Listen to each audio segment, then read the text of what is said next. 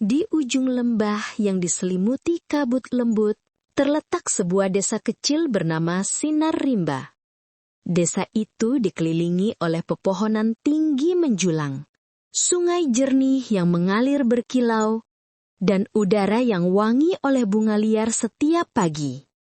Namun, di balik keindahannya, tersimpan kisah ajaib yang menjadi legenda turun-temurun. Hiduplah seorang perempuan tua bernama Mak Dewi. Rambutnya sudah memutih seperti kapas, tetapi matanya masih menyala dengan semangat yang lembut. Ia tinggal sendirian di sebuah pondok kayu di tepi hutan. Setiap pagi, Mak Dewi menimba air di sungai, menanam sayuran, dan menyalakan tungku kecil untuk memasak bubur jagung. Namun, di balik senyum sabarnya, Mak Dewi menyimpan sebuah kerinduan besar. Kerinduan akan seorang anak. Suatu malam, ketika bintang bertabur di langit seperti butiran mutiara, Mak Dewi menatap langit sambil memegang tasbih bambunya. Ia berbisik dengan suara pelan tapi penuh harapan. Mak Dewi, ya Tuhan, aku sudah tua. Tak ada lagi yang kupunya selain doa dan waktu. Jika Engkau berkenan, berilah aku seorang anak. Meskipun hanya seekor makhluk kecil, aku berjanji akan menyayanginya seperti anakku sendiri. Langit malam terasa bergetar. Seekor bintang jatuh melintas, menyinari halaman kecil rumah Mak Dewi. Ia menatap kagum, lalu perlahan masuk ke dalam rumah dan tertidur dengan hati damai. Namun ketika fajar menyingsing, terdengar suara plup di depan pintunya. Mak Dewi terkejut. Astaga, suara apa itu? Ia membuka pintu dan di sana duduk seekor katak kecil berwarna hijau zamrud. Matanya bulat bening, dan kulitnya memantulkan cahaya mentari pagi seperti permata basah. Katak itu menatap Mak Dewi dan, anehnya, tersenyum. Mak Dewi terpana. Ia tak tahu apakah ini hanya kebetulan atau jawaban dari doanya semalam. Ah, lucu sekali kamu, katanya sambil mengelus kepala si katak. Kau datang sendirian ya? Baiklah, mulai hari ini aku akan memanggilmu Bujang Katak. Hari demi hari berlalu. Mak Dewi merawat Bujang Katak seperti anak manusia. Ia menyiapkan tempat tidur dari daun pisang kering, memberi makan sisa bubur hangat, bahkan menenun selimut kecil dari serat bambu. Yang mengejutkan, Bujang Katak bisa mengerti perkataan manusia. Setiap kali Mak Dewi berbicara, ia akan mengangguk, melompat kecil, atau mengeluarkan suara lembut seperti sedang menjawab. Ribit, iya ibu, Mak Dewi tertawa kecil. Kau ini katak paling sopan yang pernah ada. Warga desa lama-kelamaan mengetahui kabar aneh itu. Mereka berbisik-bisik setiap kali melihat Mak Dewi lewat sambil membawa katak di bahunya. Lihat tuh, Mak Dewi makin aneh saja. Masa katak dipanggil anak? Gumam seorang ibu-ibu. Namun Mak Dewi tak peduli. Ia hanya tersenyum dan berkata, yang penting hatinya baik, bukan rupanya. Bujang Katak tumbuh cepat. Ia rajin membantu ibunya, menarik timba air, memungut kayu bakar, bahkan ikut membersihkan pekarangan. Ia tak peduli, meski tubuhnya kecil dan lembek. Semangatnya besar dan hatunya hangat.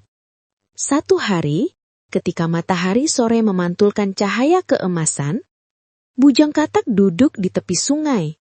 Air berkilau seperti kaca cair. Ia melihat bayangannya sendiri dan bergumam pelan. Andai saja aku bukan seekor katak, mungkin aku bisa lebih berguna bagi ibu. Namun tiba-tiba, dari balik semak, terdengar suara kecil. Kau sudah sangat berguna, Bujang Katak.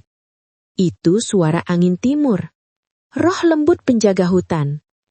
Suaranya berdesir lembut seperti daun bersentuhan. Setiap hati yang tulus Sekecil apapun wujudnya akan dilihat oleh langit. Bujang Katak menatap ke langit, merasa hangat dan yakin bahwa suatu hari nanti ia akan menemukan arti sebenarnya dari keberadaannya. Malam harinya, Mak Dewi menyalakan lampu minyak dan duduk di beranda sambil menatap bintang. Bujang Katak melompat ke pangkuannya. "Ibu," katanya pelan, "terima kasih sudah menyayangiku meskipun aku berbeda." Mak Dewi tersenyum, mengelus kepala kecil itu dan berbisik, "Cinta seorang ibu tidak melihat bentuk, Nak. Ia hanya melihat hati." Langit pun seolah mendengarkan. Bintang-bintang di atas berkelip lebih terang dari biasanya.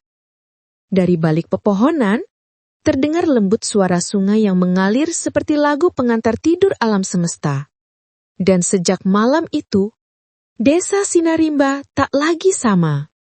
Sebuah keajaiban kecil telah lahir, bukan dari istana, bukan dari sihir, tapi dari doa di bawah cahaya bintang.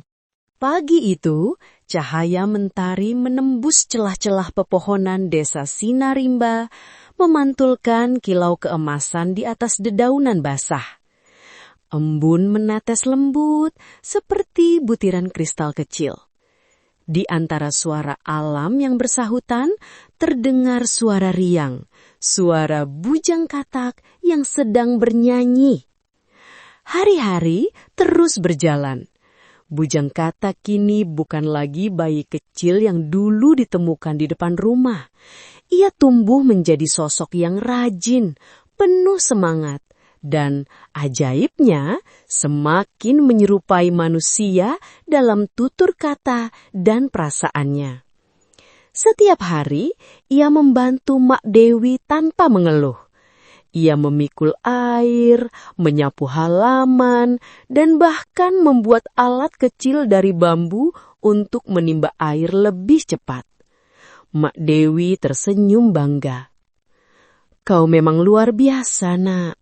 Kalau saja semua orang sebaik kamu, dunia pasti damai." Bujang Katak, "Hehehe, aku hanya ingin ibu bahagia. Itu saja sudah cukup bagiku." Suatu hari, saat Bujang Katak sedang mencari kayu bakar di tepi hutan, ia mendengar suara lembut dari arah sungai. Suara itu bukan suara biasa, melainkan alunan nyanyian. Indah, lembut, seperti berasal dari mimpi. Ia melompat mendekat, menyibak semak-semak dan di hadapannya mengalir sungai yang belum pernah ia lihat sebelumnya. Airnya berwarna biru kehijauan, memantulkan cahaya seperti serpihan kaca berkilau. Di tepian tumbuh bunga-bunga aneh yang mengeluarkan aroma manis seperti madu dan melati bercampur jadi satu. Bujang Katak berbisik kagum. "Wah, indah sekali." Ia melangkah hati-hati ke tepi air, menatap ke dalam permukaan yang jernih. Namun, bukan hanya pantulan wajahnya yang terlihat di sana. Ada bayangan lain, bayangan seorang gadis.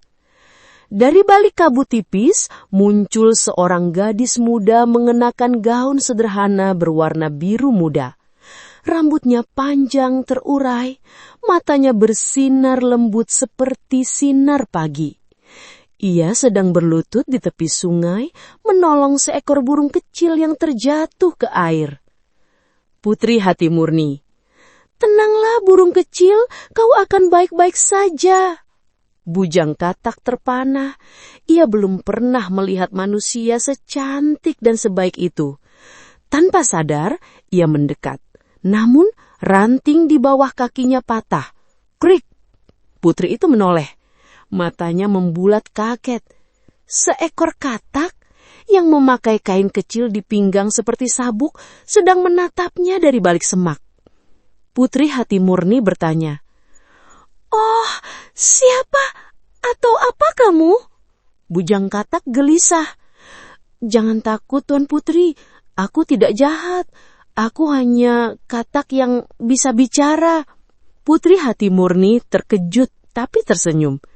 Katak yang bisa bicara? Wah, aku baru kali ini melihat hal seperti itu. Apa namamu, katak lucu? Bujang Katak, namaku Bujang Katak. Aku tinggal bersama ibuku di ujung hutan ini. Aku Hati Murni, putri dari kerajaan Surya Emas. Tapi jangan panggil aku putri ya, panggil saja Hati. Hari itu menjadi awal pertemanan yang tak disangka. Setiap sore, Bujang Katak datang ke sungai rahasia itu. Mereka berbicara, tertawa, dan berbagi kisah. Hati Murni menceritakan tentang kehidupan di istana, tentang taman bunga yang luas, kolam air vancur yang meleuk, dan burung merak yang menari. Sedangkan Bujang Katak menceritakan tentang desa Sinar Rimba, tentang mata air ajaib, dan hutan yang bersenandung di malam hari. Waktu seakan berputar lebih cepat ketika dua hati murni bertemu. Meskipun satu dari dunia istana dan satu dari dunia rawa, mereka berbagi rasa kagum yang sama, yaitu cinta pada kebaikan dan alam. Namun, di balik semua keindahan itu, ada sesuatu yang mulai tumbuh di dada Bujang Katak. Perasaan yang belum pernah ia rasakan sebelumnya. Setiap kali putri Hati Murni tertawa, hatinya berdebar seperti drum kecil di dadanya. Suatu sore, saat matahari tenggelam di balik hutan, Bujang Katak menatap Hati Murni dengan lirih. Hati, apa kau tak jijik berteman dengan katak sepertiku? Putri Hati Murni terdiam sejenak, lalu tersenyum manis. Bujang, aku tak peduli seperti apa bentukmu. Aku hanya tahu hatimu baik, dan itu yang membuatmu istimewa. Malam itu, Bujang Katak pulang dengan langkah ringan. Ia merasa seperti bisa terbang. Mak Dewi melihatnya tersenyum lebar dan bertanya, "Ada apa, Nak?" Bujang Katak hanya menjawab pelan, "Tak ada, Bu. Hanya saja malam ini langit terlihat lebih indah." Namun, jauh di istana, bayangan hitam mulai menyelimuti ketenangan. Seorang pengawal istana tanpa sengaja melihat Putri Hati Murni berbicara dengan kata ajaib di sungai rahasia itu. Ia segera melapor kepada Raja Surya Emas. Raja yang bijaksana namun keras hati terkejut mendengar kabar itu. Apa? Putri Hati Murni berbicara dengan seekor katak? Wajahnya muram. Ini tak boleh terjadi. Aku harus tahu apa yang sebenarnya sedang berlangsung. Sementara itu, di desa, Bujang Katak bermimpi aneh malam itu. Ia melihat sungai rahasia berubah menjadi jembatan cahaya emas yang menghubungkan istana dan desa. Di ujung jembatan itu berdiri Putri Hati Murni yang melambai ke arahnya sambil tersenyum. Bujang Katak berbisik dalam tidur, "Jembatan emas, apa arti mimpi ini?" Dan begitulah, di bawah cahaya bintang dan nyanyian sungai rahasia, tumbuhlah benih cinta antara dua jiwa murni yang berbeda dunia. Namun, tak semua orang akan memahaminya, karena kadang cinta sejati harus melewati ujian yang lebih dalam daripada sekedar rupa. Langit sore di atas kerajaan Surya Emas tampak seperti kain sutra jingga. Burung-burung berterbangan kembali ke sarangnya, dan lonceng istana berdentang pelan, tanda waktu makan malam tiba. Namun, di balik keindahan itu, Putri Hati Murni duduk termenung di taman belakang istana. Ia memandangi kolam teratai yang berkilau di terpa cahaya senja. Angin berhembus lembut, membuat kelopak bunga bergoyang pelan, seolah menari menenangkan hati sang putri. Tapi, Senyum di wajahnya hari itu tidak seperti biasanya. Ada rahasia yang ia sembunyikan di balik mata lembutnya. Sudah beberapa minggu berlalu, sejak ia pertama kali bertemu dengan Bujang Katak di Sungai Rahasia. Pertemuan itu seperti lembaran ajaib dalam hidupnya.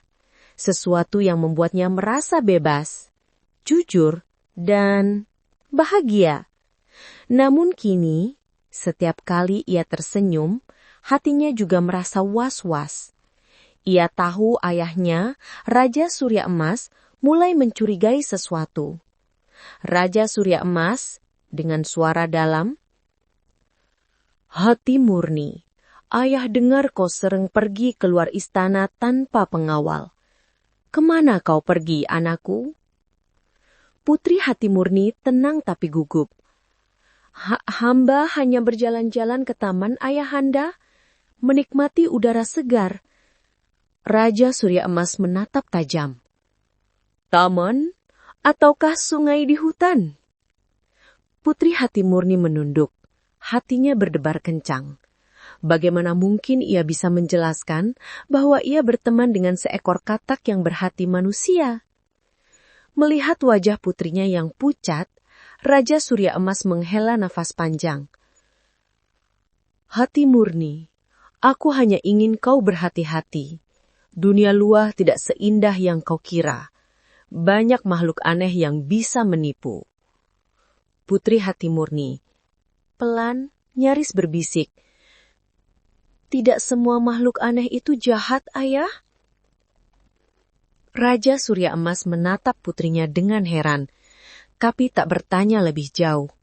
Dalam hatinya, ia tahu ada sesuatu yang disembunyikan gadis kecil kesayangannya itu.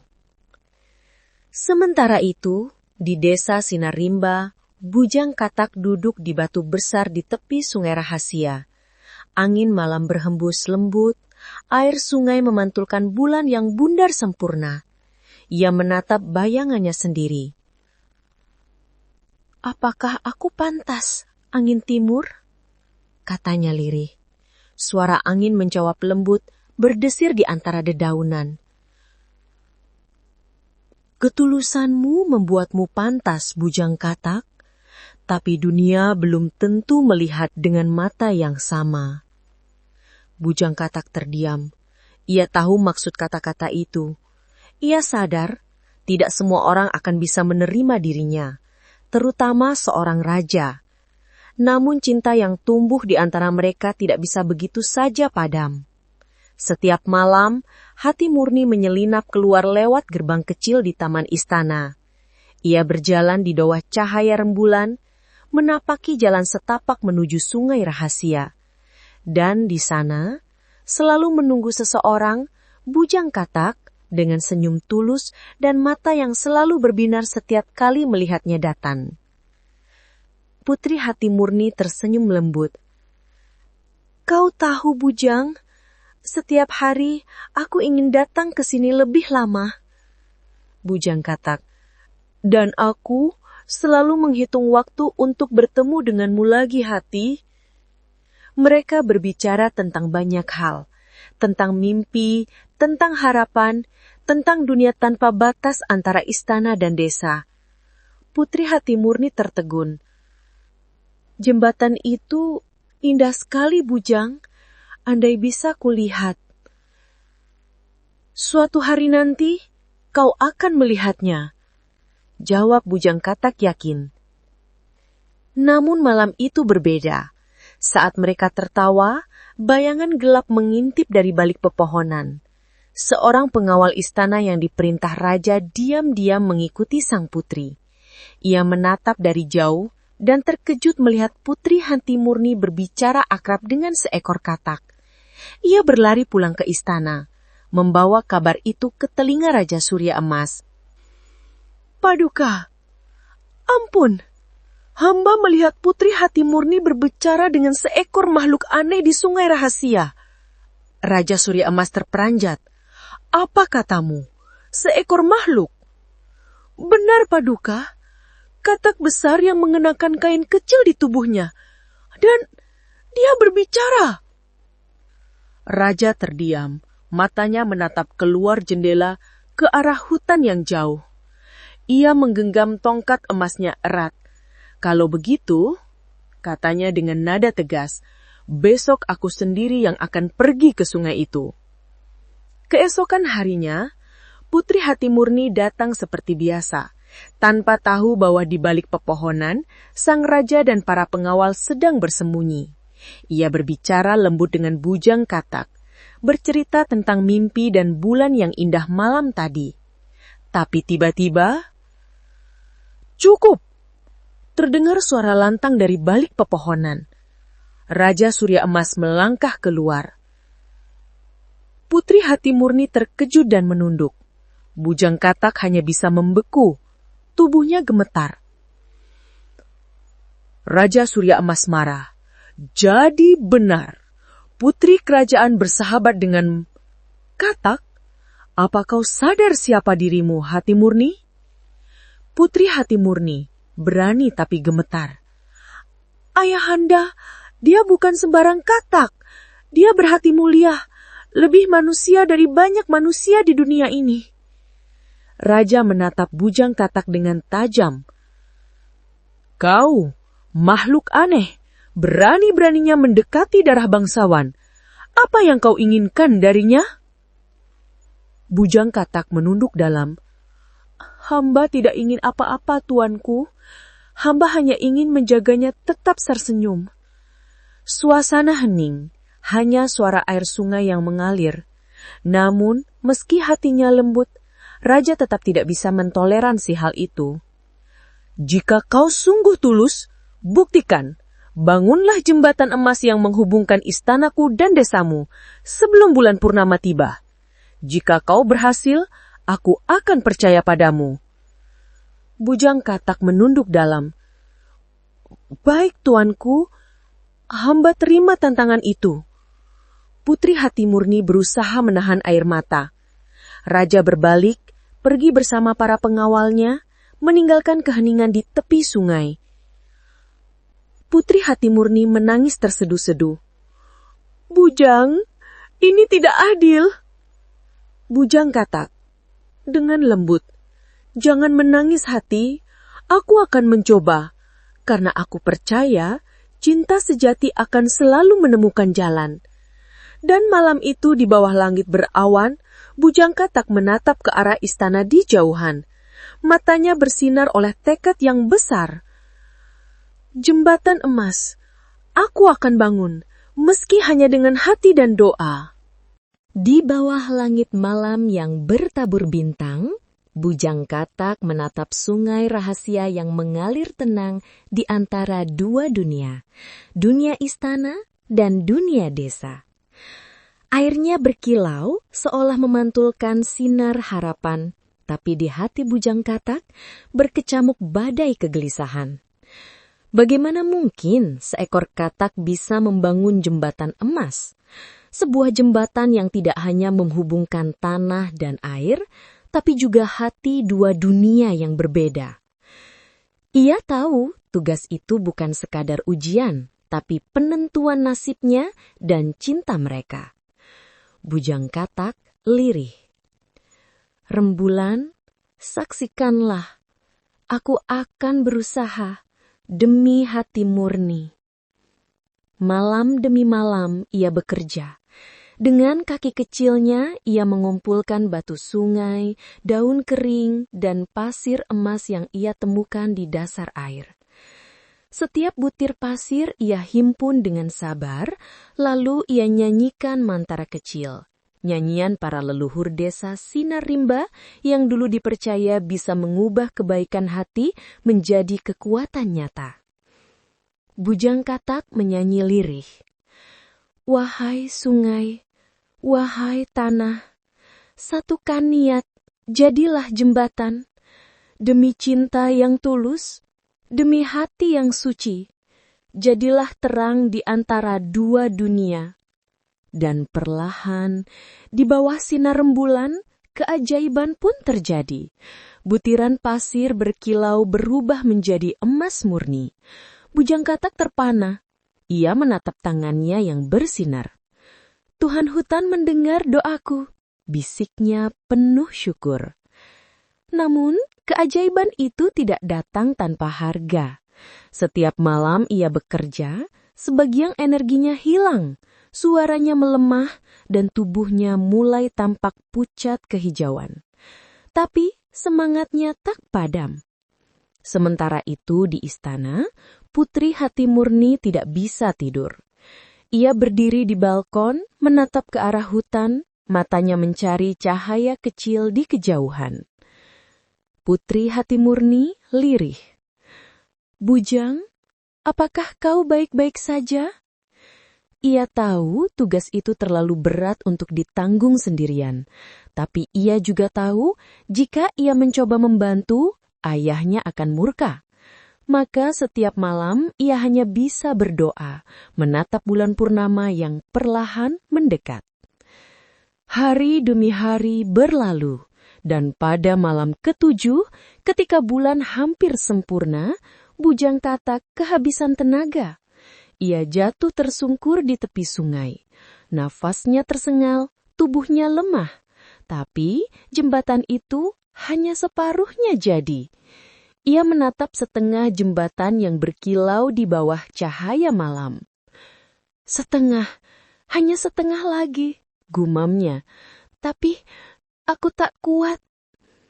Tiba-tiba, dari balik kabut, terdengar suara lembut, suara peri sungai tua. Peri sungai, suara bergetar lembut. "Bujang Katak, apa yang membuatmu berjuang sedemikian rupa?" Bujang Katak lemah. "Cinta, Ibu Peri. Cinta pada putri yang melihat hatiku, bukan wujudku." Peri sungai menatapnya iba. Cinta seperti itu langka, tapi cinta sejati selalu menuntut pengorbanan. Apakah kau siap menyerahkan sesuatu yang paling berharga darimu?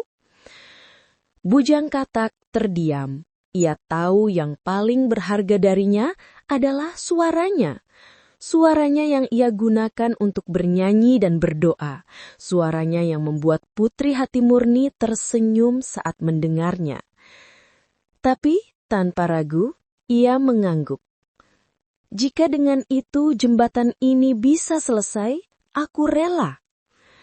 Peri sungai mengangguk perlahan, dan dengan gerakan tangannya, air sungai berputar membentuk pusaran cahaya.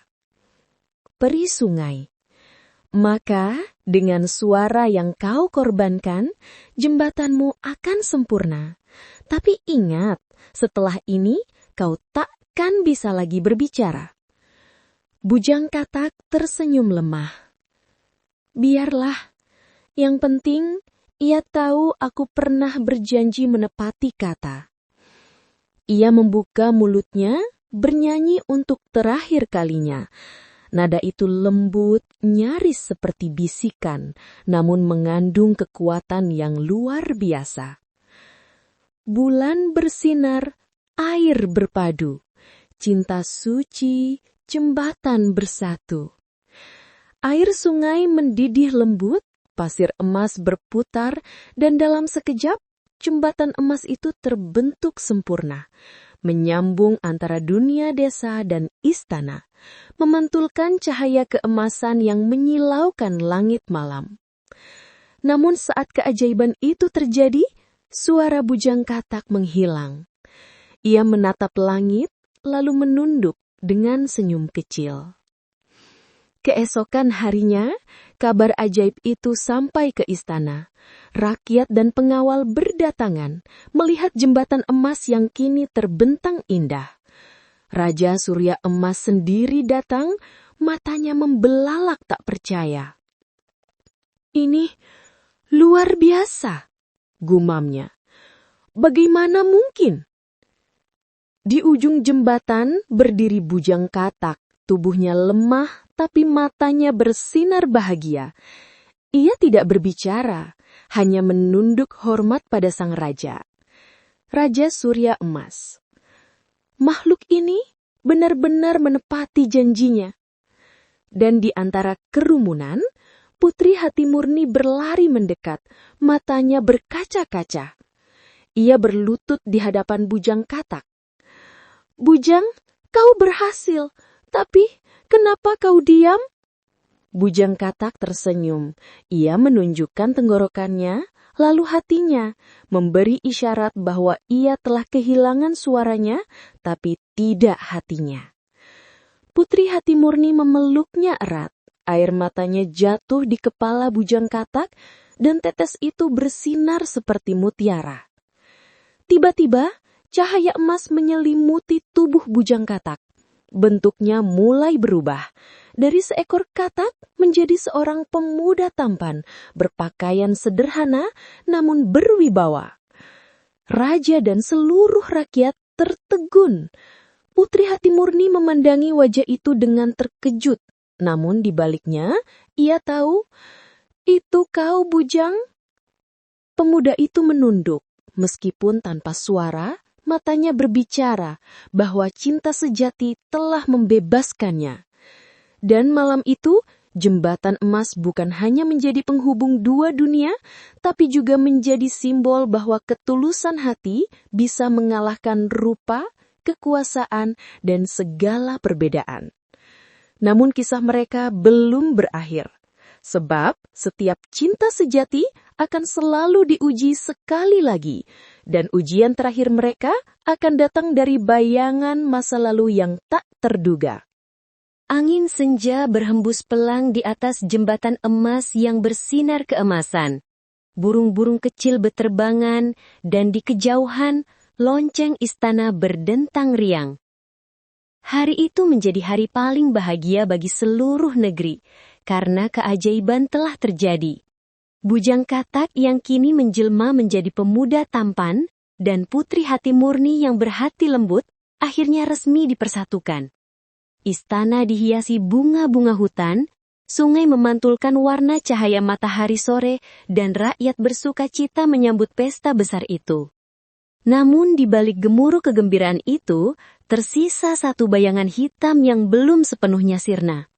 Kutukan lama yang dulu mengubah Bujang menjadi katak. Kutukan itu belum benar-benar hilang, hanya tertidur oleh kekuatan cinta dan pengorbanannya.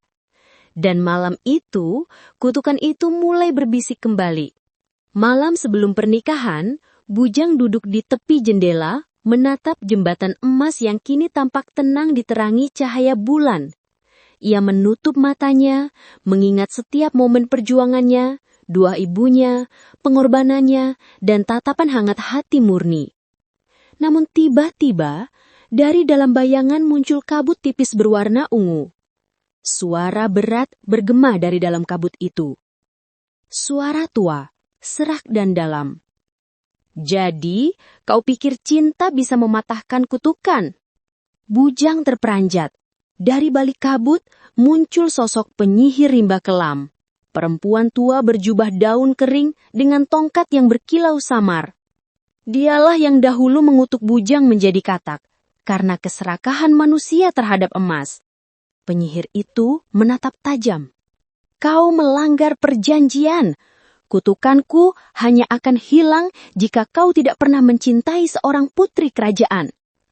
Tapi lihat dirimu sekarang, jatuh cinta dan siap menikah." Bujang berdiri tegak, matanya penuh keberanian. Ia tidak bisa lagi bersuara sejak pengorbanannya, namun hatinya tetap berbicara lewat tatapan. Narator dengan suara bergetar lembut. Penyihir itu mengangkat tongkatnya tinggi-tinggi. Langit seketika gelap, petir menyambar. Cahaya emas jembatan mulai pudar dan Bujang merasakan tubuhnya kembali dingin seperti dulu, tubuh seekor katak. Putri hati murni yang mendengar suara gemuruh dari kamarnya segera berlari keluar. Rambutnya teriup angin, matanya menatap nanar ke arah jembatan yang mulai retak. Putri hati murni menangis. "Tidak, jangan ambil dia dariku." Ia berlari menembus badai dan melihat Bujang kembali berubah menjadi katak di hadapan matanya. Namun, kali ini, Bujang tidak berlari atau bersembunyi. Ia menatap putri hati murni dengan tenang, seolah berkata, "Jangan takut, cinta sejati tidak hilang hanya karena rupa." Penyihir rimba kelam mentertawakan. Hahaha, lihatlah, inilah harga dari cinta manusia. Tidak ada yang abadi, bahkan janji suci pun bisa pudar. Namun Putri Hati Murni tidak menyerah. Ia memeluk Bujang Katak dengan air mata yang jatuh deras ke tanah. Air mata itu menyentuh kulit Katak yang dingin, dan tiba-tiba sinar lembut muncul dari tempat air mata itu jatuh. Narator suara perlahan dan magis. Tetes air mata itu bukan air mata biasa. Itu adalah air mata cinta yang tulus, air mata yang berasal dari hati murni yang sejati. Dan seperti sihir yang lebih kuat dari kutukan manapun, cahaya itu semakin terang hingga menembus kegelapan. Penyihir panik. Apa yang kau lakukan? Ini tidak mungkin. Namun semakin keras sihir jahat itu mencoba menelan cahaya, semakin terang cinta itu bersinar. Dalam cahaya itu, tubuh Bujang perlahan terangkat, berubah kembali. Kali ini bukan hanya menjadi manusia, tapi menjadi sosok bercahaya yang tampak seperti makhluk langit. Bujang Katak akhirnya berbicara, suaranya lembut. Cinta sejati bukan dosa melainkan berkah. Kau tidak bisa memenjarakannya. Cahaya itu meledak lembut, menghapus kabut, menenangkan badai, dan membuat penyihir rimba kelam lenyap, tersapu oleh kekuatan suci cinta. Keesokan harinya, negeri kembali tenang. Jembatan emas memantulkan cahaya pagi yang lembut. Bujang Katak dan Putri Hati Murni berdiri berdampingan memandang langit yang biru. Kutukan telah sirna. Bujang kini benar-benar manusia seutuhnya, dan cintanya dengan Putri Hati Murni menjadi legenda yang hidup sepanjang masa. Mereka tidak hanya menyatukan dua dunia, istana dan desa, tapi juga menyatukan dua hal yang tak pernah bisa dipisahkan, ketulusan dan cinta sejati. Raja Surya Emas merestui pernikahan mereka, dan seluruh rakyat bersorak gembira. Bunga-bunga bermekaran di sepanjang jembatan, dan air sungai berkilau seperti emas yang hidup. Dan sejak hari itu, setiap kali bulan purnama tiba, jembatan emas itu selalu memantulkan cahaya yang lebih indah daripada biasanya. Kata orang tua di desa Sinar Rimba, itu adalah sinar cinta Bujang dan Hati Murni, sinar yang takkan pernah padam meski waktu terus berjalan. Dan begitulah anak-anak, cinta yang murni tak peduli seberapa besar ujiannya, akan selalu menemukan jalannya sendiri untuk bersinar.